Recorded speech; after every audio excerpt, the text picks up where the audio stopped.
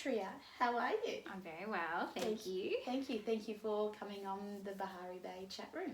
Thank you, my pleasure. I'm really excited. It's the first time we've met, and we met through the recommendation from Debbie Brett. Yes. And you have Coco Rose Interiors, but you've just been telling me a little bit, there's been a shift. And I'm sort of catching you right at that perfect point, I think. So tell me about Coco Rose Interiors and where you're off to. Cool, thank you. So for the last 2.5 years, I have been doing Coco Rose Interiors, which is a beautiful all bohemian furniture, rattan, wicker, macrame, all nice really wooden natural elements that we imported from Indonesia. So we used to use, it's so nice, very, very calming. Yeah. So we used to live in Indonesia. We moved to Bali for 12 months with our little family. Oh, how beautiful. Yeah, Whereabouts in Bali? So we lived in Canggu. Oh, so I don't know that. Where's that? It's about 20 minutes or 20 minute scooter ride from Kuta. I suppose Scooter everyone ride. knows Kuta, so if you go up, Okay. it's Alright. beautiful. It's beautiful. It's changed a lot since we left. I think that's the Western touch coming into it. But where we lived was beautiful. It was in a little village. There was no expats in our actual little community. We had cows as our front animals of our villa every time we opened up As you our do in garage. Bali. As you do. This is normal. So it was beautiful, and that change basically just changed the rest of how our life went. We conceived my third daughter there, so Coco Rose. That's how we got to our name. And then we moved back, and then as everyone who has lots of children, we decided to start a business. And when I have a 2-month-old baby, why not? Yes. So it was amazing.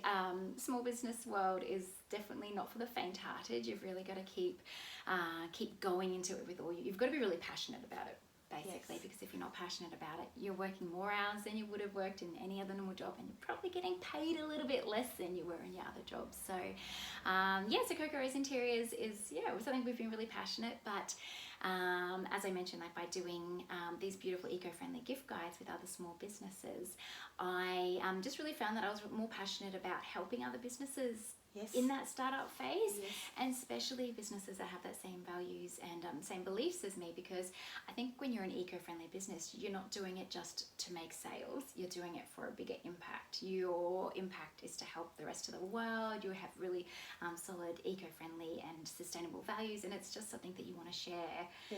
Make a bigger impact. So when you're saying that, and you're talking about the world, but is it the little things that you're doing? Is it the companies that are going to help, like me in my kitchen, or the things?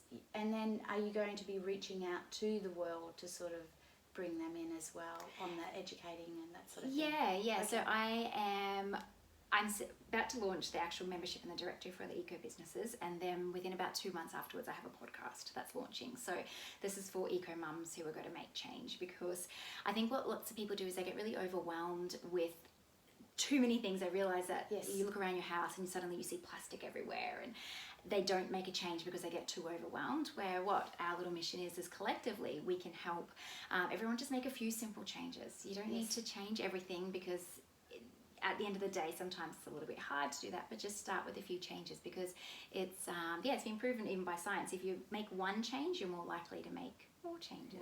Fantastic. Yeah, it's amazing. So tell me a little bit more about, so you're going to launch, when are you launching? The first week of March. Oh, yes. Wow, so that's weeks close. away. Yeah, fantastic. Yes. And what's that going to look like? What are you going to do? It's going to be, the day's going to arrive, and what's going to happen? You're going to throw a party? I'll throw a party once I have all my beautiful businesses come on board. Yes. I already know one business that might be coming on board. Yay! No, it's got to be good. It's got to be a really nice. It's a nice platform to start off with. So I'm going to have my membership as the first initial part, but it's not just exposure and making businesses more visible. It's about the community. Like, as women, we thrive of consistency and community. And I believe by connecting all these beautiful eco souls together, things are going to be amazing. You've got to have collaborations. You've got to be able to be sharing each other's blog posts or featuring in each other's blog posts. Like, I think it's just the start of a really beautiful, not just a business friendship, but further than that. Fantastic. Oh, I think you've got the right ingredients here. Yay! Really do. And I think you're really hitting on this thing about how women network and how women work and truly, like, men are coming into that space, or that sort of masculine is coming to this space, but women generally are the people at the house and looking at those sort of things, even though everybody is aware of it. Yeah, we make the most buying purchases. Like if someone's coming to say your card, the wife has got to be there, because at the end of the day, most women control the finances. So yeah, I believe in, like, not that men aren't with their children, but we are generally the stay-at-home mums, so we're the ones that can teach our children. I can't go to the beach or walk anywhere now without my children handing me rubbish they've collected off the floor. Sometimes it's cigarette butts and things that I'm like, oh, thank you for the... You need those little... those hands. The claw that opens. The claw that opens, so they straight into telling you this. Yeah, so I love that they've learnt this really easily, that it's okay. Like my daughter, we even walked, and then a minute later, literally a minute, she's like, hang on, and she ran all the way back, and she went and picked up a piece of rubbish. And it was purely from education, from us teaching her that that's not okay. Okay, we're going to start going off into different things. So everybody, we've already started. We're like 3 minutes in and we're already on our way. So education. Yes. I sort of read on one of your blogs, you've got a workshop or something coming up as well. Is that all tied into this? Yeah. Oh, okay. Yeah. So again, one of all these new things even for me. So I'm doing my first online workshop and my first in-person workshop. So these are for these beautiful eco-friendly businesses, because what happens is they're really passionate about their business. They've got all the right tools. They've got everything there to make it amazing. But sometimes it's the business skills that you lack. Like for me, I was a florist. I've been a florist for 15 years. Oh. And it's Valentine's Day. Was I. Really? Yeah, that was my first trade. Absolutely. Wow. In my 20s, when I was 19, 20, that was when I... How amazing. Yeah. Very long time ago. That's amazing. Yeah, see, it's a creative side. It's not running a business. So lots of these other people that I'm connecting with, they're the exact same. So I feel because I've done the e-commerce side, I've been doing lots of investing in my own personal development. I really want to be able to share what I've learned and do some really amazing goal setting. Because if you don't have goals, you're kind of just floating around, like you don't have anything to work by or work towards. And by setting the goals and writing them down, you're being held accountable. Yes. So I'm going to check in with everyone who comes to my workshops. I'm going to make sure that they're setting their goals and actually making those steps to achieve them, because once you break down a goal, it doesn't look that hard. It's not that hard. You've just got to make sure you keep ticking along towards it. So yay! Well, you've jumped right into my sort of neck of the woods, because as a coach, goal setting and planning and putting systems in place, that's my whole sort of corner. Good. So I definitely love the whole goal setting thing. So we could maybe talk about that another time. Fantastic. How exciting! Yes. No, this is great. Really good. And for at the end, because I really want to help with this as well, not knowing that this is what we're going to talk about mostly, but at the end we'll put in all your details as well connected to this, so everyone can reach out to you if they're interested. Yeah, that would be amazing. Is it not just companies that are reaching out to you, but also people who are wanting to maybe utilise what these companies have got, or are you sort of springboarding them to the company? So I have, my business is a two-prong type of business. So I have all the beautiful consumers that will come to my platform because they know, they trust everything that we've been putting out there, and we've kind of been there and done that, but still on the journey. So it might be just that little bit further ahead. So all the businesses that are in my beautiful directory, these I've checked. We've done the homework. They've got to have a certain standard to be in the membership as well. Right. So the consumers that are coming, they know that they'll be able to trust these businesses. They've kind of went past the step. I think there's something like 22 touch points a consumer has to have now with a business before they get to the know, like, trust. Yes. So I want to accelerate that a little bit more. So at the end of the day, I want the businesses to be able to make sales, because if they make more sales, they're going to make this bigger impact, and where everyone benefits from it. Fantastic. I just want to share a little side thing. I saw, because with my crystal smelling salts, I'm always looking online to get my jars and things like that. And there was something flashed up on Facebook actually, and it was mason jars, but it was plastic Ziploc. So that jars, actually, the plastic bags that you use are mason jars. It's in the shape with the colour, and it's got the whole look of it. Now, they were quite expensive on the Facebook ad, so I jumped over onto where I buy from China, and exactly the same thing, and ordered in. So now my cupboard, instead of my family where the nuts and you open the bag and there's no reseal or something like that, now they go into a plastic Ziploc rather than just a container that you can throw away, or a Ziploc bag throw away. Now it's like a Ziploc, and so they line up so it looks like you got mason jars. How funny. It's unreal. There's a lot of so you different rewash. Yeah. So, and I just went, that's great. Yeah. So little things. That literally, that's all it is. Like even say cling wrap. People just don't, like, you don't know what you don't know. That cling wrap is plastic. It is a single-use plastic, except it just hasn't been highlighted as a single-use plastic. I've now been 2 years Glad Wrap free. I feel like Alcoholics Anonymous badge. You need a badge for that. I do, a gold star. But to be honest, it was really hard at the start. 100%, I've really struggled as in what would I use, like, especially when you go into dinner parties or out with play dates. You need platters. I found it really, really hard at the start. But now I don't even think about it. Everyone that comes to my house knows I don't have cling wrap. We have beeswax wraps. We have silicone wraps. I have baking, non-baking paper silicone trays. I've got all these amazing substitutes, and I've survived. So if I can survive with 4 children with no cling wrap, anyone can survive. Oh, I can just imagine the birthday parties. Everything. Birthday parties is another thing that we're slightly changing. We don't do balloons anymore, which my children were like, why are we not doing balloons? This is not a party if we don't have balloons. But I think something like 90% of seabirds have plastic balloons in them. Like 90%. It's far-reaching, isn't it? That's crazy. Like, I was really dumbfounded when I found that out. So I was like, okay. So we still have party decorations, but they're reusable ones. So they're ones that we can fold up, or they're paper, like cardboard or craft paper, or things that we can just reuse. What about bubbles? Bubbles, we don't really buy bubbles. Bubbles we get in party bags. Bubbles could be like balloons. Oh yeah, yes. See, you just keep going. But small steps. So our party was like no more. But who would ever thought that? No, you don't. And they don't advertise it, because it's not until you start to really go down into that journey when you realise that plastic balloons are plastic. Okay, they're not going to go away. This is. You just don't. And that was only within the last 8 months. I think we've stopped. Yeah, I have a bit of a joke with my friends, and they do laugh. And I'm fully on board with it. Yeah. Why did everyone go after the straw industry?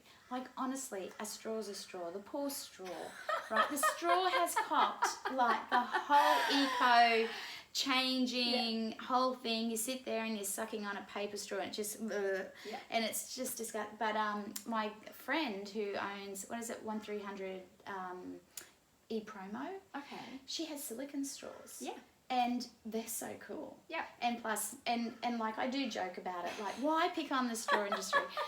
What did they ever do to anybody? But I have been, like, for years now, have had metal straws and stuff like that anyway, and changed my sippy cups from the straw to my actual metal straw and stuff like that. And you survive. Like, it's really funny. You've just got to make that first change. Like, we've had bamboo. Because people say, well, what do you do when you go out for a drink? I go, I don't need a straw. Yeah.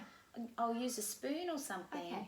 And to stir, and then I'll sip it. Like, I don't need a straw. No, it's like it's a single-use product. Like, you can survive without it. Or you just keep it in your handbag. I have straws in my nappy bag, and in my glove box I have, like, bamboo cutlery. How does the poppers go for you? We don't buy poppers. Oh, okay. No, because of the foily paper. The whole thing, none of it's recyclable. So no poppers. And they're probably not that good. Well, I don't if drink anybody overseas, people might know what poppers are. They're juice boxes. Yeah, Kitty's juice boxes. Yeah, we just use cups. We just buy juice. Yep. Yeah, it's like, again, you just got to be conscious of what you're buying and what you're throwing. Another thing we keep is your bread tags. So bread tags aren't recyclable because they're so small, they get lost in the machine and they just go straight to landfill anyway. But there's some really cool initiatives that are collecting the plastic bread tags to then keep them, to then sell them to plastic companies to use the money to buy wheelchairs for people in Africa. Fantastic. Amazing. Milk bottle tops, there's people that are collecting those for prosthetic arms. Prosthetic, is that how you say it? Yeah, the arms for children. Like, there are some really amazing initiatives, but you've just got to be mindful of it, and it takes 1 second to literally pop it somewhere else and then change it to somewhere. I also have lived an expat life. We were in Abu Dhabi for 11 years. Wow. Amazing. And there was this incredible woman there. And she was working with the Philippines, the dump children. Okay. And basically these children are sent out into dumps and rubbish to collect things, and then they make things. Wow. And it's a massive industry where, and it's like a recycling thing. So she was collecting juice boxes. Wow. And so I actually have them in the car. Yeah. The juice box bags, they're like my shopping bag instead of a, you know, the recycled bags or anything. They're like the big face of the proper front, and they're made into. My girlfriend's got remember the old pull ring? Yeah. She's got a pull ring bag. Wow. They made bracelets. Like there's this whole industry out there, even coming from those poorer countries. And she was sending back. Eddie had got involved, which they were so fantastic. Yeah. Over there, whenever anyone builds something, and there's so much industry there, along the wired fences, they put like the signage of what's going up there, those plastics. But because we get so many shamars, which are those big sandstorms and that sort of thing, they blow off. Yeah. So they're just and chucked. Right. So she was collecting them. Eddie was sending them back to the Philippines where they were making these, and they were making things out of it. Wow. It's incredible. See, but it takes an individual to start that movement. Without that first person to make that step. She was just that's amazing. The most gorgeous woman, and for the life of me, her name is just... and I will put it because I want her to be recognised for that. She was incredible. Wow, that's so amazing. I think it's really inspiring. You've just got to... Sometimes it's not on the mainstream media. Like people don't know about it's these people things. Doing little things. Yeah. They're not big stories. They're just working hard in the background, aren't they? And it's a passion too. You have to be really passionate about it to make that. Why? Why do you think you have to be passionate about doing the right thing? Well, it shouldn't be like that, but maybe it needs to be in the front consciousness. You're awake and rather than subconscious. Yeah, completely. Oh, that's amazing. I hope she's still doing it. Yeah, I'll get you to talk to her. Okay, so one of the fabulous things that I because I had to do some research because we had never sort of met before, and I saw on your Facebook that you had gone out to an op shop and you'd brought a complete outfit for about $30 or $40 or something, like complete out, and you looked fabulous. Yeah. And I did say, like, are you doing that, or is it something that you want to do, and how did that all start? Years ago, I used to go op shopping with pre-children because it's really cool. I really like the really vintage styles. When I was a teenager, my one of my grandparents had all her old vintage A-line skirts, so I used to wear those as a teenager, and I really loved that feel. But shopping with children is sometimes not pleasurable, let alone op shopping with children. So I was like, no, it's a really rainy day, school holidays, we're going to do this because my 11-year-old loves doing it. And it was amazing. We were just like, the kids were crazy and chaotic, but they were fine. They just sort of made their mess in the shop. But no, it's amazing. There is, I'm really passionate now. We've been probably about 4 times since I think in the last month, just to kind of go just to see what's there, because it's the fast fashion is crazy. You've only got to jump on Google to see what the effects of fast fashion is, and I'm really inspired by this little Instagram accounts that I follow where they do their whole wardrobe from op shopping, and it's like, if they can do it, look, I can buy at least a few outfits from there. So so we went. So there was a few outfits where I got shoes, handbag for $20, but the other day I went I got six outfits for $45, and all brand name labeled clothing.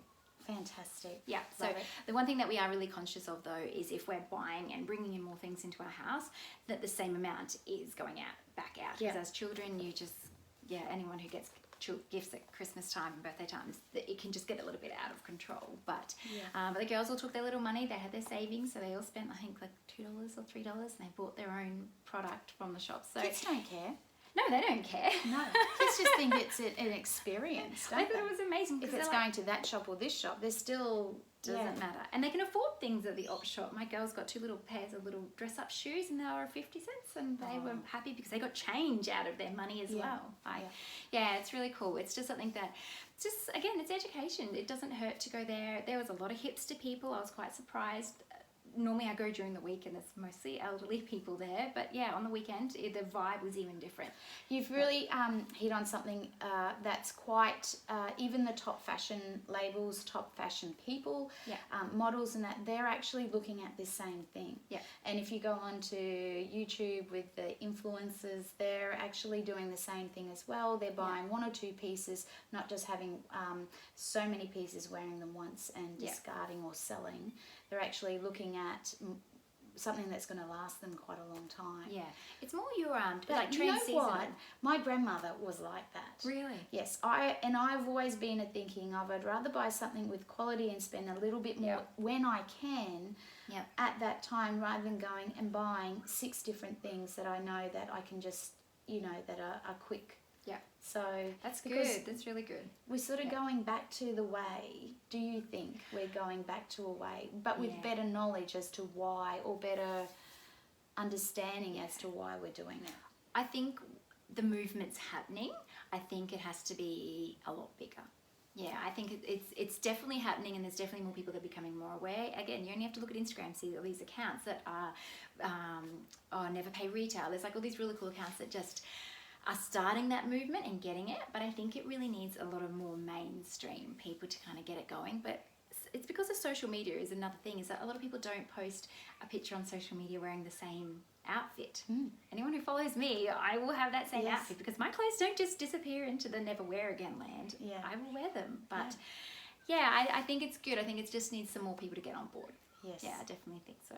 Yes, fantastic. So what's going to happen with the interiors? Is that sort of are you sort of going to keep that happening, or is it going to finish up? No. So it's very sadly, I'm going to be closing or selling. I'm kind of getting to that point of where we go with there. My house is full of lots of beautiful pieces, and I don't know. I just think it would be something. It's better for someone else to take it on board and give it the love that it needs, because at the moment I can't. I've realised I can't do it all. You can't. No. I like to think I can, but no, I can't. Okay. Well, yes. Well, you've got a business is like a baby or a child. It's another member that it needs love, attention, and it demands it a lot of the time over lots of things. So yeah, definitely. 4 kitties, a husband, a relationship, a house. You're like and a business. Yeah. It's crazy. A lot of small businesses just don't realise when you do start a business, it's like, I've got this website, it's amazing. If you've got nothing, no one talking about your website, or no backlinks, or all these things to your website, you may as well have your website in the middle of a desert, because there's no one looking at it, no one seeing it. So a business, you have to be really active and visible. It's not just creating a website and now people are going to be running to your product. So let's go there. So getting on social media, having your social media platform, or your Facebook, Instagram, LinkedIn, Pinterest, websites. Okay, there's a lot. But you also, there's that millions and millions of other people that are out there with exactly the same thing. Some are doing it a lot better than others. And what you just said, that key ingredient is being visual and being seen. So how are you going to do that with your new business? What's your plan for that? So I am the only thing that makes my business unique. So the same as everyone's business, people aren't buying from that business anymore. They're buying the person behind the brand. So they want to see people's faces. They want to see you out networking. They want to meet you. Not that, like, I've even fangirled when I've met people that I follow on Instagram. But do you know what? We're all just humans. So I think that really people buying from human to human is a really big connection. So my plan for Coco's Eco is a lot more in-person events. I want to be able to meet people. I want to be doing live webinars more often. I want to be able to have that beautiful connection with people, because there is people behind the Instagram account, and I think lots of people and lots of consumers, maybe they're a little bit scared, or they don't want to jump on board, or we're worried about what people will think of them. But at the end of the day, it's just a human. This human has chosen to be visible, and it creates and impact. You have that message behind. Definitely. And making it personal. Of course. In a world where everything is here. It's like social media is crazy. My daughter has only just got her first iPad for school, and we're a non-technology family. We have one iPad in our house, which is ancient in iPad worlds because we just don't believe you need it. Yet I run a business through it. So I'm really conscious of technology in our family because I see the effects of what it does in our everyday life. You have to drive past a bus stop and you see 20 people on their phones. No one's talking anymore. Where I want to have that face-to-face connection, you need it. We thrive off it. This is lovely. Yes, yes, it is. It's really and nice. I hope, and this is why I'm doing this, so that the women that are coming to this channel or to watch these interviews is so that they can grab things from them and use them in their business if they're thinking about going to start up a business, or they have started, or they're in it and they're just not getting anywhere, or they're losing their momentum. Something in here is going to resonate. And I think just what you said there, it's that personal touch that reaches out and grabs people, and that's your niche. You don't have to, and they keep saying it, you don't have to be everybody. For everybody, it's who you're targeting, isn't it? You only need your 1%. I've been reading, one of my goals in between my children and everything else is I read a book a month because I never used to. I love reading, and it just stimulates your mind. Is it audio as well? Or? No, I read. I'm one of those people that still like the actual book. So I've been reading a few amazing marketing ones, and you've only got to affect the 1%. You want to have that one total fan that comes into you, and they'll buy everything, they'll listen to everything, because the other people don't care, they don't want to listen to you. How do you, or do you even manage a balance with your family and life and business? I used to think there was a balance. I used to think there was this balance that I was always achieving and trying to get to. I very quickly learned there is no balance. You can't balance. Some days you work lots, some days you don't work a lot. I think you've got to be really flexible, which to be honest, I did struggle with quite a lot. I went through a few personal things. My body was just basically saying, this is not working, you can't do all work and then try to fit children and do it all 110%. So I just try to take each day as it comes.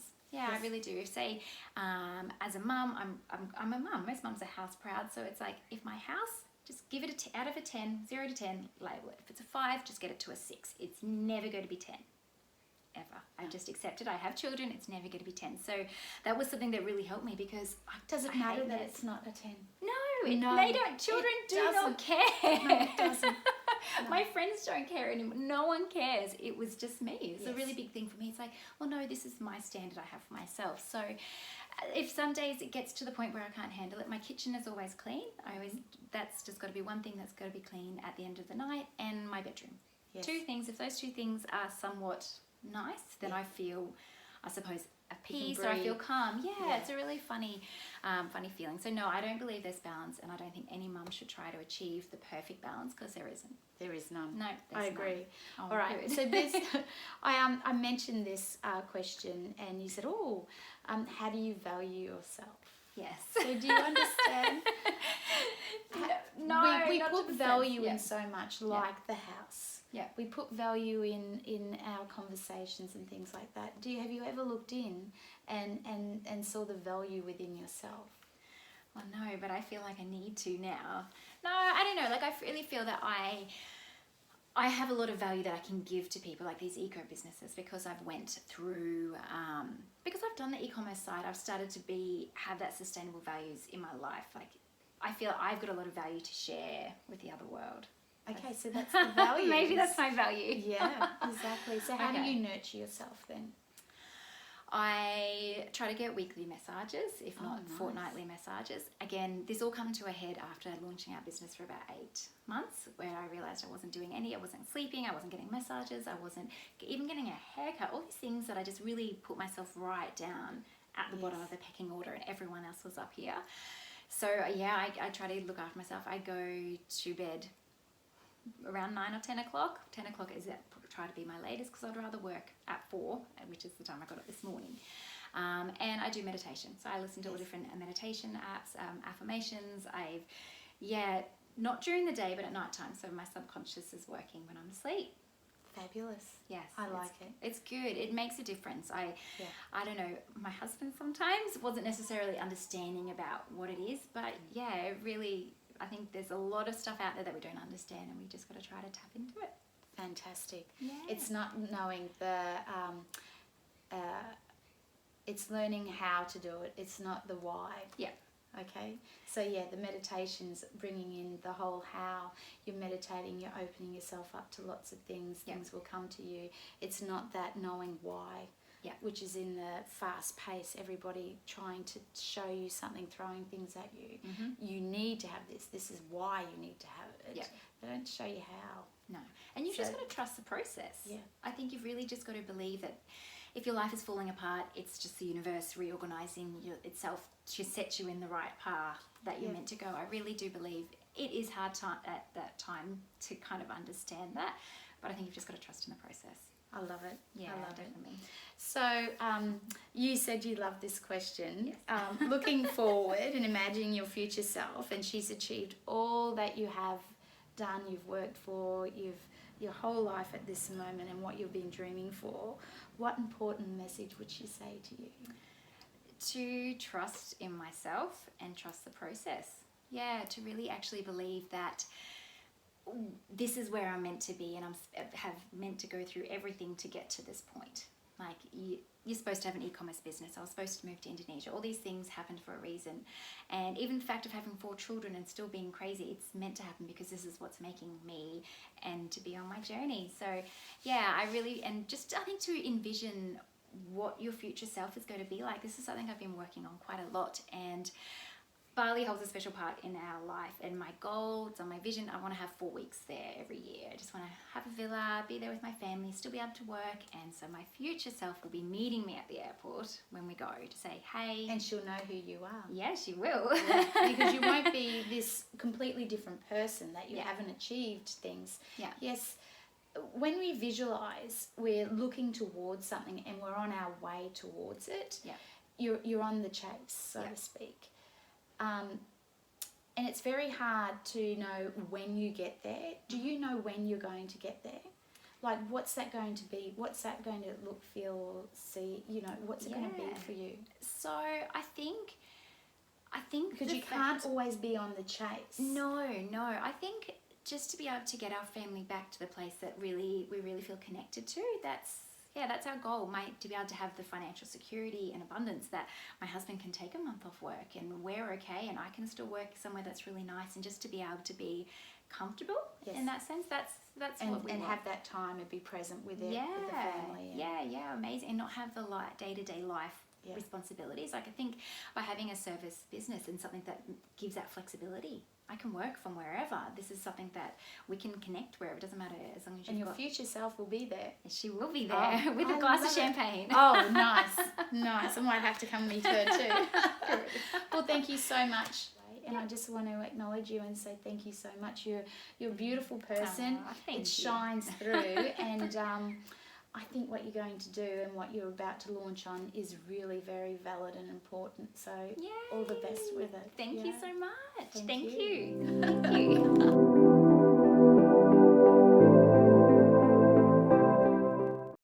So don't forget to subscribe and give us a thumbs up if you enjoyed the chat room today.